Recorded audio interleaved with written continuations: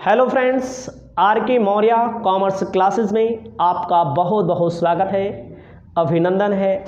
मैं राजकुमार मौर्य आज की इस वीडियो के माध्यम से, इस क्लास के माध्यम से एक नए चैप्टर की शुरुआत करेंगे। चैप्टर का नाम दिया है वैल्यूएशन ऑफ शेयर, अंशों का मूल्यांकन। आपको अगर अच्छा अंक प्राप्त करना है तो हमारी इस पूरी वीडियो को देख करके अपनी कॉपी में नोट कर लीजिएगा। और पूरा का पूरा कोर्स उपलब्ध है जो लाइन से सीरियल वाइज आपको मिलेगा। आप एंड्रॉयड एप्लीकेशन आर के मौर्य कॉमर्स क्लासेस को डाउनलोड कर सकते हैं। तो शुरुआत करते हैं अंशों के मूल्यांकन। आपको सबसे पहले पता होना चाहिए अंश किसे कहते हैं। अंश का मतलब शेयर।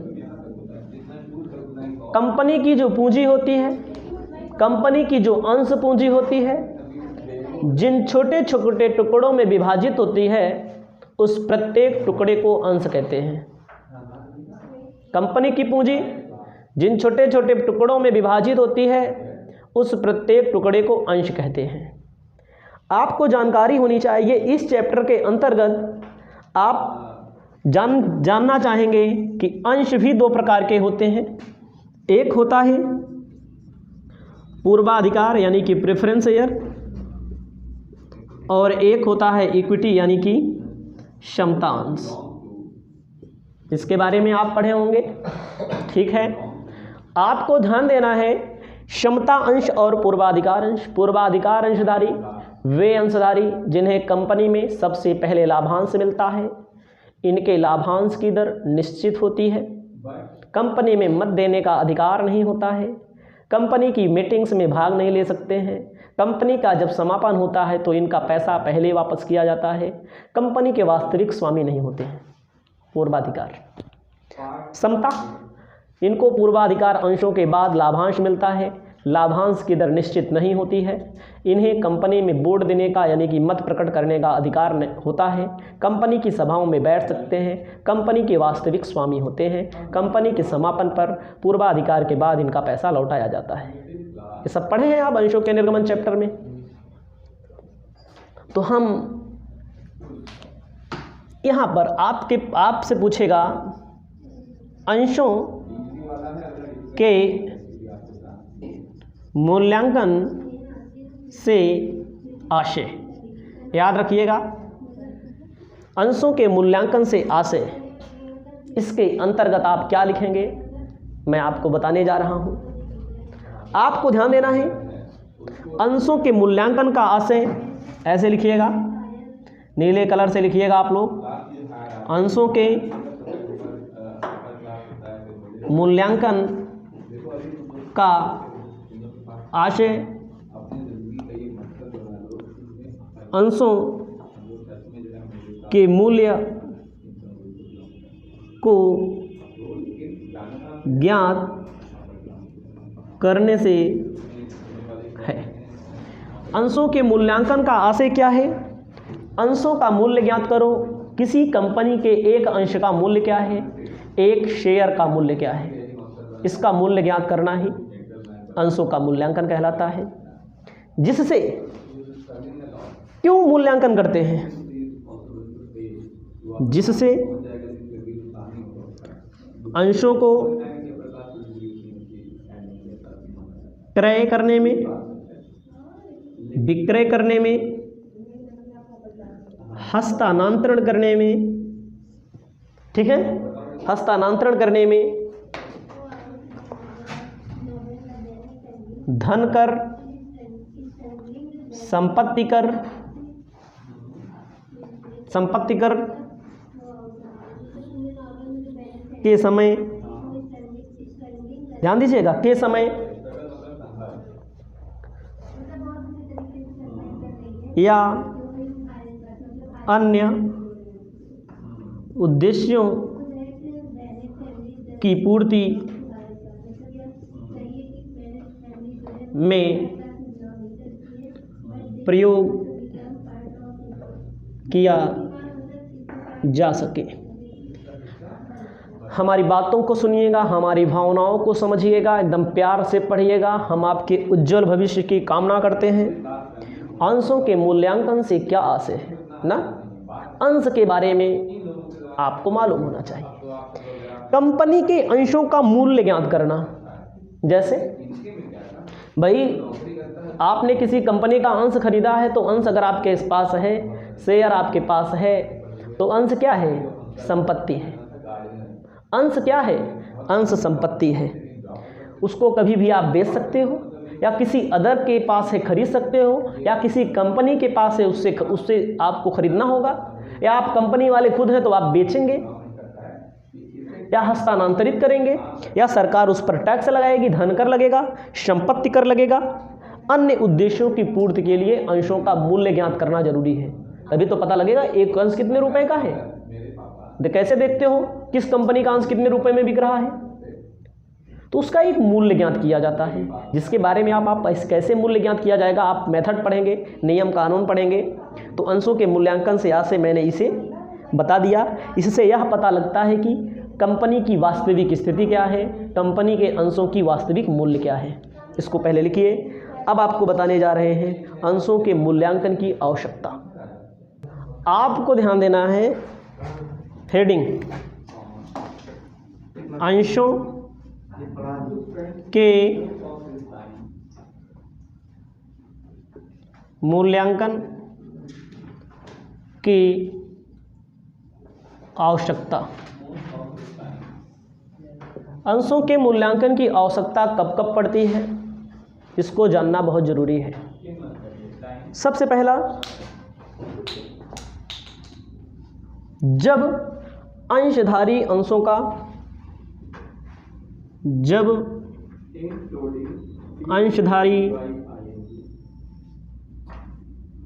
अंशों का वास्तविक मूल्य ज्ञात करना चाहता हो। जब कोई भी अंशधारी अंशों का वास्तविक मूल्य ज्ञात करना चाहता हो, एक्चुअल प्राइस ज्ञात करना चाहता हो कितने का है, तब अंशों का मूल्यांकन किया जाएगा। दूसरा, जब कंपनियों का एकीकरण एवं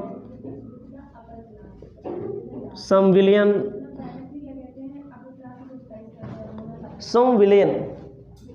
ध्यान दीजिएगा,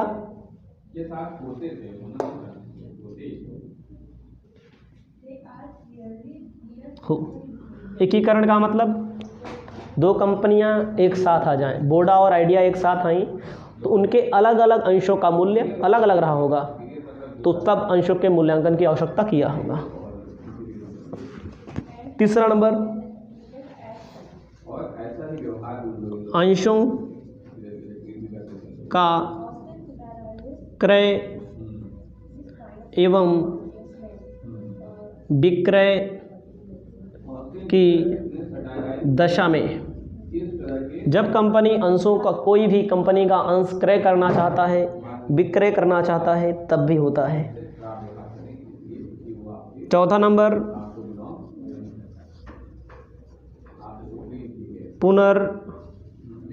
पुनर्निर्माण। कंपनियों का रिकंस्ट्रक्शन करना हो, पुनर्निर्माण करना हो, तब क्या किया जाता है। पांचवा नंबर आपको लिखना है, कहा गया है जब संपत्ति कर,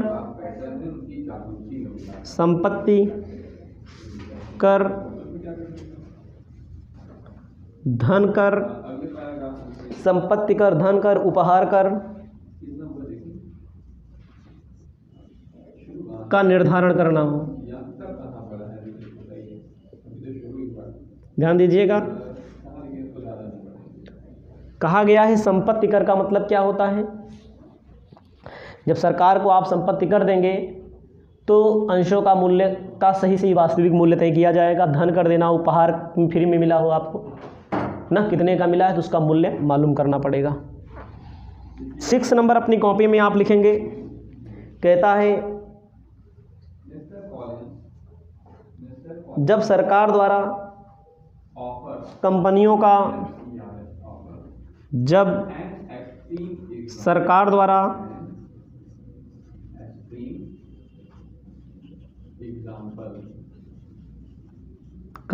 का राष्ट्रीयकरण किया जा रहा हो, राष्ट्रीयकरण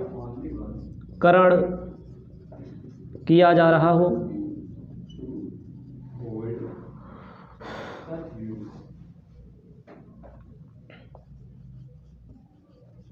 कंपनी जब राष्ट्रीयकरण किया जाता है कंपनियों का,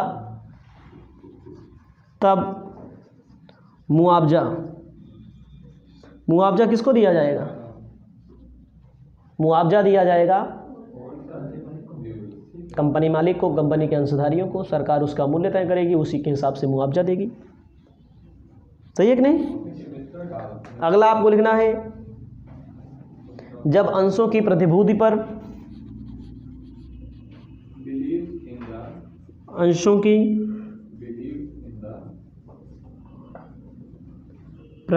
पर धन उधार लेना हो या देना हो, समझिएगा। आप, अगला आदमी कहेगा आप हमारा अंश रख लीजिए, फलानी कंपनी का है, तो आप उसके अंश पर, उसके शेयर पर कितना उधार देंगे, उसका पहले वैल्यू मालूम करोगे तभी तो उधार दोगे। उसके बाद ये हो गया अस्कंध विपणि के लिए, अस्कंध विपणि स्टॉक एक्सचेंज की दशा में शामिल करना हो। जब अस्कंध विपणि में तब क्या होता है, तब भी मालूम करना होता है। आपको और भी कुछ टॉपिक लिख लेने हैं। कितने टॉपिक लिखा है? 9 टॉपिक, 10 टॉपिक लिखाएंगे बस। जब एक प्रकार के अंशों को दूसरे प्रकार के अंशों में परिवर्तन करना हो, क्या करना हो? परिवर्तन करना। एक प्रकार का अंश है, दूसरे प्रकार के अंश में परिवर्तन कर दो, अदला बदली कर दो। अगला लिखना है जब कंपनी की सही आर्थिक स्थिति मालूम करना हो। ठीक है? जब कंपनी की सही आर्थिक स्थिति मालूम करना हो, कंपनी की सही आर्थिक स्थिति जब मालूम करना हो तब। 11 नंबर लिखना है, एक और लिख लो। जब किसी कंपनी पर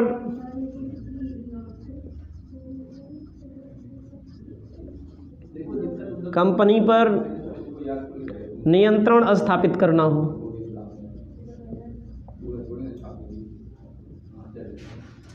ठीक है छोटू, इसको अपनी कॉपी में लिख लीजिएगा। उसके बाद अंशों के मूल्य को प्रभावित करने वाले कुछ तत्व बताते हैं आपको। हम आपको आगे बताने जा रहे हैं अंशों के मूल्य को प्रभावित करने वाले तत्व। अंशों के मूल्य को प्रभावित करने वाले तत्व।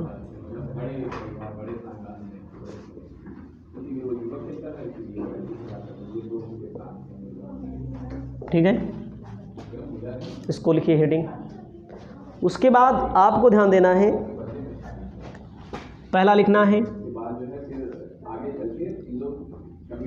अंशों की मांग व पूर्ति। हमारे बीच में बैठे हुए स्टूडेंट जो वीडियो को देख रहेंगे, आपको पता होना चाहिए जो उन्हें सामान के, जिस सामान की मांग ज़्यादा होती है उसका मूल्य बढ़ जाता है। सही नहीं? मांग कम होती है तो घट जाता है, साधारण नियम है। अगला है दूसरा, व्यवसाय की प्रकृति। प्रकृति का मतलब होता है कि यहाँ पर अगर व्यवसाय ऐसी प्रवृत्ति का है, ऐसी प्रकृति का है जिसमें लगातार आने वाले समय में डिमांड ही डिमांड है, उसका शेयर क्या होगा? बढ़ेगा, उसका मूल्य बढ़ेगा। याद रखिएगा, लोग उस कोई प्रोडक्ट हो या सर्विस हो ज़्यादा से ज़्यादा यूज करेंगे, उसके वैल्यू क्या होगी? बढ़ेगी। जैसे 5G आया ना, तो कंपनी जो लोग 5G में पैसा लगाएंगे उनके शेयर का मूल्य बढ़ेगा। व्यवसाय की प्रकृति क्या है? जो 4G में लगाएंगे उनका मूल्य घटेगा। और आपको आगे बताना चाहते हैं, तीसरा नंबर स्टेप हमारा क्या कहता है? सरकार द्वारा घोषित बजट। सरकार द्वारा घोषित बजट। आपको पता होगा जो सरकारें होती हैं जिस क्षेत्र के लिए ज़्यादा बजट घोषित करेंगी उसके शेयर का मूल्य बढ़ेगा, जिसके लिए कम घोषित करेंगे तो उसका मूल्य घट जाएगा, जिसको दान मिलेगा, जिसकी वैल्यू बढ़ेगी। अंशधारियों का चौथा नंबर, अंशधारियों की संख्या। जहां पर ज़्यादा संख्या में अंशधारी आ जाएंगे, कोई कंपनी आवेदन मांगे, शेयर होल्डर ज़्यादा खरीदने वाले आ जाएं, तो अपनी वैल्यू क्या कर सकती है? वो बढ़ा सकती है। समझ में आ रहा है? पांचवा नंबर ज़्यादा नहीं लिखना है, लेकिन 10 तक तो लिखना ही है। लिखना है देश में शांति। देश में अगर शांति व्याप्त है, शांति का मतलब कोई युद्ध की स्थिति नहीं है, कोई खतरा नहीं है, तो वहाँ के शेयर की वैल्यू हमेशा बढ़ती है ना, वहाँ की मार्केट वैल्यू हमेशा बढ़ती है। छठा नंबर आपको लिखना है प्रतिस्पर्धा। जहाँ प्रतिस्पर्धा है, कंपटीशन है, वहाँ शेयर की वैल्यू बढ़ेगी। प्रतिस्पर्धा नहीं है तो घटेगी, कुछ नहीं होगा। सातवां नंबर अंशों के हस्तांतरण पर रोक। अंशों के हस्तांतरण पर रोक। हस्तांतरण का मतलब वो, अगर आप एक व्यक्ति ने अंश लिया है, अगला व्यक्ति दूसरे को ना ट्रांसफ़र कर पाए तो उसको रोक कहा जाएगा। ऐसी स्थिति में भी क्या होगी? घटेगी अंशों के स्थिति की मूल्य। आठवां नंबर भावी प्रगति की संभावना। भावी मतलब प्रगति की संभावना जिसमें हो, जिस व्यवसाय में भविष्य में प्रगति हो, वो क्या होगा? बढ़ता ही जाएगा। नौवां नंबर उसका मूल्य बढ़ेगा कि नहीं बढ़ेगा? पूंजी के साथ दायित्व का अनुपात।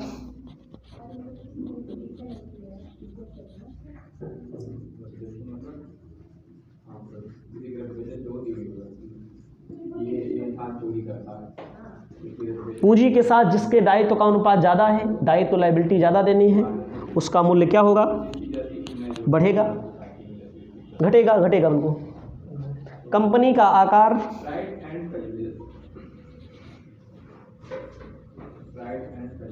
आकार, उत्पाद, क्या उत्पाद है, ये भी क्या करता है? कंपनी की ख्याति, ये सब भी क्या है? कंपनियों के मूल्य को प्रभावित करते हैं। इसको अपने कॉपी में लिख लीजिएगा। इतना बहुत मैंने बता दिया। इसके बाद नियम बताएंगे, सूत्र बताएंगे। हेलो फ्रेंड्स, आप पढ़ रहे हैं वैल्यूएशन ऑफ शेयर चैप्टर। अंशों के मूल्यांकन की विधियां आपको बताने जा रहे हैं।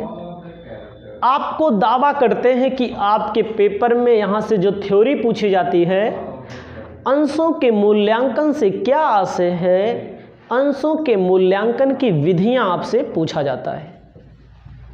तो आपका परम कर्तव्य है कि अपनी कॉपी में लिखें अंशों के मूल्यांकन की विधियां। अंशों के मूल्यांकन की विधियां। अंशों के मूल्यांकन की विधियां। विधियों के अंतर्गत 3 विधि है, सब हम आपको बता रहे हैं एकदम अच्छे से, ताकि लाइन अच्छी बने। ठीक है,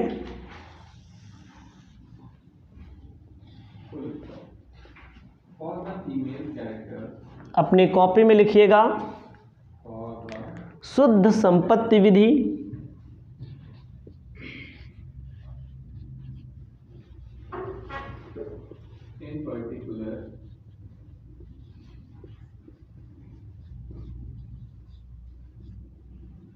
विधि,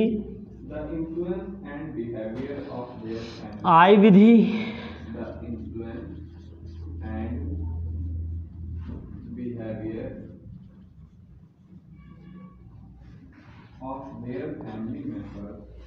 तीसरा लिखिए कौन सी विधि? उचित विधि। इंग्लिश में net assets method,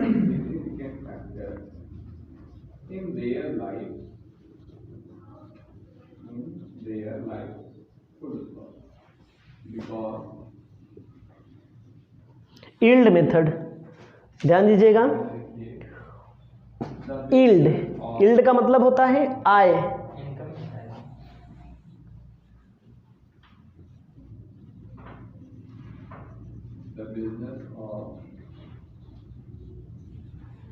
fair method,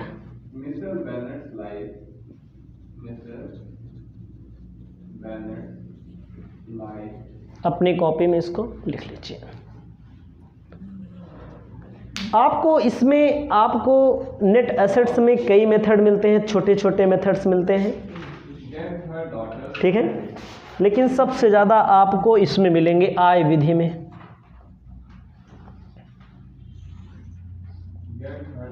आय विधि में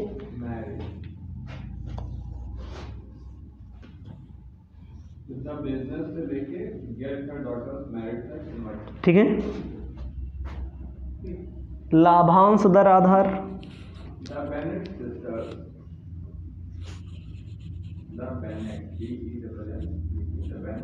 लाभांश दर आधार, अर्जित लाभ दर आधार,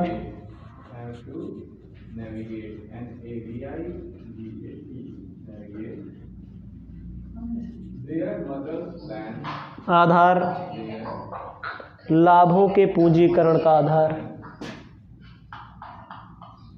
लाभों के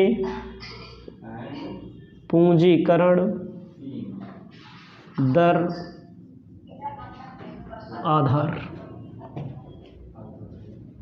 आपको इंग्लिश में लिखना है बेसिस डिविडेंड रेट, मतलब लाभांश जो मिलता है लोगों को, लाभांश, अर्निंग बेस्ड, ठीक है, कैपिटलाइजेशन बेस्ड। सभी कैरेक्टर अपने फैमिली के थ्रू ही जो है कैरेक्टर के थ्रू ही जो है ऑपरेट होते हैं। आपको मैं बता दूं, विधियां याद होनी चाहिए, थ्योरी लिखना है तब। विधियां बहुत पूछता है। आपको मैं इस क्लास के माध्यम से क्वेश्चन नंबर पहला और नेट एसेट मेथड, जितने भी चीज़ें हो सकती हैं बताने का प्रयास करते हैं। इतना लिख लीजिए।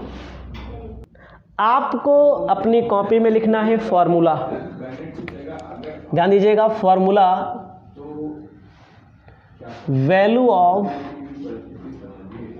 Share equal to net assets upon number of share. आपको मैं बता दूं, नेट एसेट्स कैसे आता है? कैलकुलेशन ऑफ नेट एसेट्स का मतलब शुद्ध संपत्ति। जब तक ये हैं इनके रहते नेट एसेट्स का मतलब होता है टोटल एसेट्स में से, ठीक है। नेट एसेट्स का मतलब होता है total assets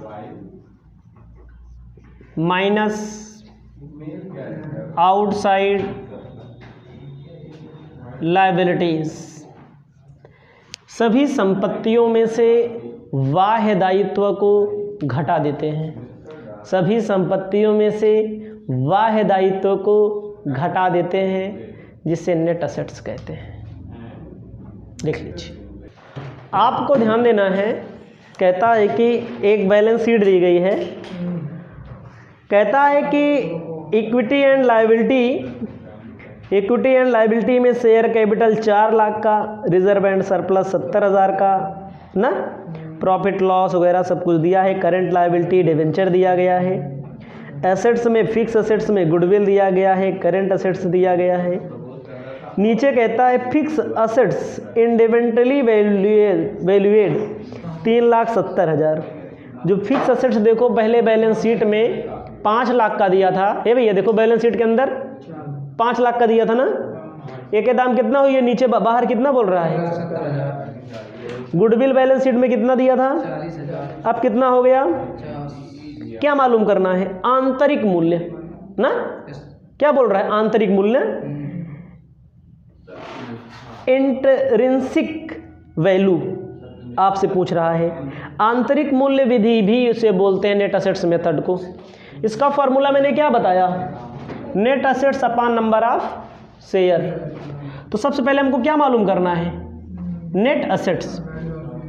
calculation of value of share मालूम करने के लिए हमें किसकी ज़रूरत पड़ेगी? नेट एसेट्स यानी कि शुद्ध संपत्ति की ज़रूरत पड़ेगी ना। सभी संपत्ति को जोड़ लो। फिक्स एसेट्स कितने की है? बैलेंस शीट के अंदर देखो पहले, बाद में कितने की हो गई? घट गई तो घटाने वाली, बढ़ गई तो बढ़ाने वाली है? उसके बाद गुडविल पहले कितने की थी? अब कितने की हो गई? उसके बाद करंट एसेट्स कितने की थी? एकदम आसान है, सभी संपत्ति को जोड़ लो ना। भाई पुराना मूल्य था, अब नया मूल्य आ गया तो नया मूल्य जोड़ा जाएगा, मार्केट वैल्यू जोड़ी जाएगी, वास्तविक वैल्यू जोड़ी जाएगी। जोड़ेंगे तो कितना आएगा? 6,20,000। सभी संपत्तियों से क्या घटाया जाता है? ऊपर लिखा है बाह्य दायित्व, आउटसाइड लायबिलिटी। आउटसाइड लायबिलिटी के अंदर क्या आएगा? सुन लीजिए जवान से हमारी, जिसको लिखना होगा लिख लेना अपना। Creditor, debenture, long term borrowing मतलब loan, bills payable, trade payable, ये सब बाह्य दायित्व हैं। आउटस्टैंडिंग क्वेश्चन में देखो, अब लायबिलिटी में हो है भैया, बैलेंस शीट में देख लो तब लिखो। लॉन्ग टर्म बारोइंग के अंदर दिया है 5% डिवेंचर, मतलब ऐसा पैसा जो बिजनेस के बाहर का हो। 5% डिवेंचर कितने का है? 5% डिवेंचर 80,000।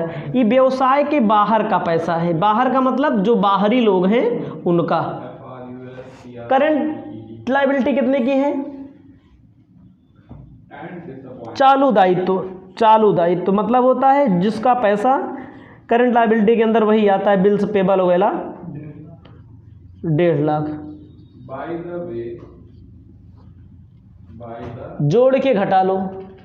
ध्यान दीजिएगा, सभी संपत्तियां जोड़ लेंगे किस मूल्य पर? वास्तविक, जो अभी की बाजार मूल्य हो।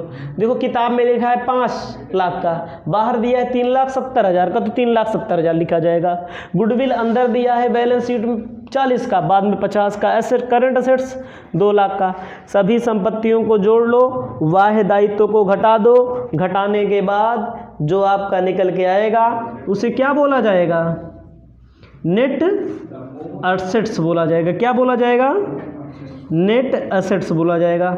जेकर ना समझ में आवे 2 बार 3 बार ये वीडियो देखो, सभी संपत्तियों को जोड़ लो, वाह्य दायित्व को घटा दो। 5% डिवेंचर वाह्य दायित्व है, करंट लायबिलिटी वाह्य दायित्व है। मतलब कि हमारे पास 6,20,000 रुपया है। हमारे पास कितना पैसा है? 6,20,000 रुपये की संपत्ति है। और हमारे एक तरफ हमको कर्जा कितना है देना? 80 और 1.5 कितना बचे? 3,90,000 से इसे पैसा बचा ना कंपनी के पास। अब क्या लिखेंगे? Value of share equal to कितनी संपत्ति है? 3,90,000 की। नंबर ऑफ शेयर कितने हैं? क्वेश्चन में देख लो, वही दिया रहता है। Issue in 10 rupees. 4 लाख अंश पूंजी दी गई है। सुनिएगा, 4 लाख ऐसे कहीं पर वर्किंग नोट में अंश पूंजी दी गई। 10 रुपए का एक अंश। अंशों की संख्या कितनी? 40,000। 40,000 से भाग दे दो। एक अंश का दाम कितना आएगा? 9.75 पर रुपीज़ पर शेयर। एक अंश का मूल्य अपनी कॉपी में लिख लो। इसके बाद क्वेश्चन नंबर 2 भी बता देते हैं खटाक खटाक। क्वेश्चन नंबर 2 पर जब हम पहुंचते हैं तो हमें आभास होता है कि पहले आप गुडविल पढ़े हों ना, कहीं पर गुडविल पढ़े होंगे तो यहाँ गुडविल, पहले गुडविल पढ़ लेना, तब अंशों का निर्गमन मूल्यांकन पढ़ना मेरे मित्रों, भाइयों और बहनों। कहता है find the following information, find out the value of each share. आपके सामने जो इन्फॉर्मेशन दी गई है, जो सूचनाएं दी गई हैं, आपको प्रत्येक अंशों का मूल्य मालूम करना है। कहता है शेयर होल्डर फंड्स में शेयर कैपिटल 20,000, इक्विटी शेयर 10 रुपए का ईच का मतलब 1, 2 lakh. Reserve and surplus, reserve statement of profit loss, unsecured loan, current liability, total हो गया 5,80,000। अब आपको बताना चाहते हैं एसेट्स। एसेट्स में नॉन करंट एसेट्स में fix assets, goodwill, investment. Current assets में तमाम चीज़ें दी गई हैं। Current assets, loan and advance, preliminary expenses. ये तो क्वेश्चन अभी पढ़ रहे हैं। कहता है for the purpose of valuation of share. Valuation of share के लिए आपको पर्पस के उद्देश्य से नंबर ऑफ 2 ईयर का क्या मालूम करना है? सुनिए भाई, नंबर ऑफ ईयर परचेज कितना दिया है? 2 माना जाएगा। 2 वर्षों को के क्रय के आधार पर दिया है। कहता है 5 साल का फायदा दिया है। ध्यान दीजिएगा, हमारा फॉर्मूला क्या कहता है? Value of share equal to net assets upon number of share ना, नंबर ऑफ शेयर या नंबर ऑफ इक्विटी शेयर, कुछ भी हो सकता है। सभी संपत्ति चाहिए, संपत्तियों के नए मूल्य को लिखते हैं। जैसे बैलेंस शीट के अंदर गुडविल कितने की दी गई है? देखो 1,90,000 की ना, लेकिन गुडविल निकालने के लिए बैलेंस शीट के बाहर कुछ सूचना दी गई है। दी गई है कि नहीं ना? आप देखिए अपनी कॉपी में लिखिएगा, कौन मेथड लगेगा गुडविल का? Value of goodwill equal to average profit into number of year purchase ना, ये आपका फॉर्मूला लगेगा। आपको मैं बताना चाहता हूँ लाभ कितना दिया है, प्रॉफिट कितना दिया है।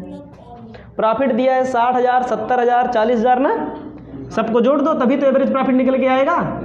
ये भैया सबसे पहले एवरेज प्रॉफिट निकलेगा। फ़ायदा कितना है बोल दो एक बार? 60,000, 70,000, 40,000, 50,000, फिर 50,000, फिर 50,000, सबको जोड़ लेंगे क्या आएगा? 5 साल का दिया है ना, 2,70,000 भागे 5 कितना आएगा? 54,000। समझ में आया? सब फायदा जोड़ लो, भाग दे दो। पहला ही क्वेश्चन पढ़ा था आपने वैल्यूएशन ऑफ गुडविल में, पढ़ा था कि नहीं चामू कल्लू? पढ़े थे ना? 54,000। अब गुडविल जो पहले था कितने का बैलेंस शीट में? देखो बैलेंस शीट में देखेंगे 1,90,000 का गुडविल था। अब कितने का हो जाएगा? 54,000 का हो जाएगा। अब क्या होगा? अब निकाला जाएगा value of net assets. Net assets, net assets में सभी संपत्तियों को जोड़ा जाता है। सबसे ऊपर पढ़िए, गुडविल अब कितने का लिखा जाएगा? पहले कितने की थी गुडविल? पहले चाहे जितनी की रही हो, अब जो नया निकला है उससे ना 54,000 नहीं होगा। नंबर ऑफ ईयर परचेज 2 दिया, 1,08,000 होगा यार। तुम लोग भी ये नहीं बता पाते हो। 1,08,000 ठीक है, 1,08,000 नंबर ऑफ ईयर परचेज से बुढ़ावित किया जाता है। गुडविल हो गया। इन्वेस्टमेंट कितने का था? 3 लाख का था। उनके ऊपर प्रेशर ये है, इसके बावजूद वो शादी के इंसान से 3 लाख का था। जिसकी वो रिस्पेक्ट करती हो और उसके बाद करंट असेट्स, फॉरेन से भी नहीं और डालती से भी नहीं। डालती पहली बार बना जो देती है। करंट असेट्स कितने का है? हाँ, क्योंकि उसको करंट असेट्स 50,000 का। लोन मतलब दूसरे को दिया, लिया नहीं गया, दूसरे को दिया गया है। लेकिन भाई क्या लोन कितने का है? 30,000 का। चलिए 4,88,000। सभी संपत्ति कितने की हो जाएगी? 4,88,000 की। लायबिलिटी कहाँ दी रहती है? जैसे ऊपर दिया देखो, अनसिक्योर्ड लोन 80,000 रुपये का, करंट लायबिलिटी 20,000 रुपये का। समझ रहे हैं? आपको क्या करना है? आउटसाइड लायबिलिटी लेस कर देना है। आउटसाइड लायबिलिटी दोनों को मिला के 1 लाख हम ऐसे डायरेक्ट लिख दे रहे हैं, क्योंकि जगह नहीं बच रही है। 1 लाख के नीचे क्या बचेगा अब? 3,88,000 बचेगा कि नहीं? समझिएगा मेरे स्टूडेंट, जो भी लोग हमारी इस क्लास को देखेंगे, देखो सभी संपत्तियों को जोड़ दिया गया। पहले गुडविल निकाला जाएगा, इसको आप जानते हैं। नए गुडविल लिखी जाएगी, पुरानी गुडविल छोड़ दी जाएगी। अब इन्वेस्टमेंट, करेंट असेट्स, लोन सबको जोड़ लेंगे, आउटसाइड लायबिलिटी माइनस कर देंगे। नेट असेट्स हमारा कितना आ गया? देखो सबसे नीचे 3,88,000। ध्यान दीजिएगा, value of share 3,88,000 net assets. Number of share कितने हैं? नंबर ऑफ शेयर कितने हैं? 40,000 कि 20,000?